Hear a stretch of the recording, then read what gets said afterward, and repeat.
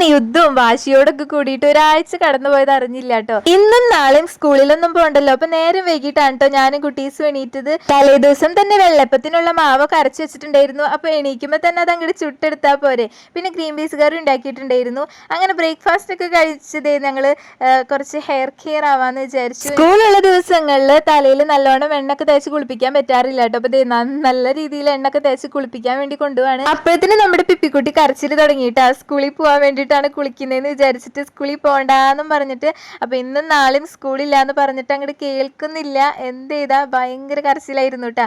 അങ്ങനെ ഒരു വിധത്തിലുള്ള കരച്ചിലൊക്കെ മാറ്റി എന്നിട്ട് എല്ലാരും കുളിപ്പിച്ചു, ഞാനും കുളിച്ചു കേട്ടാ. കുളി കഴിഞ്ഞിട്ടുണ്ടെങ്കിൽ കുട്ടീസിന് എന്തെങ്കിലും കഴിക്കണം, അതൊരു ശീലമായി പോയിട്ടാ.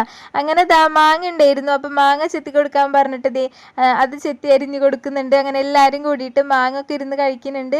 അപ്പൊ അത്രേ ഉള്ളൂ ഇന്നത്തെ വിശേഷങ്ങൾ. അപ്പൊ നിങ്ങളുടെ മക്കളും സ്കൂളില്ലാത്ത ദിവസത്തെ വിശേഷങ്ങൾ എന്തൊക്കെയാണെന്ന് കമന്റ് ചെയ്യാൻ മറക്കരുത്. അപ്പൊ അത്രേ ഉള്ളൂ. ബൈ.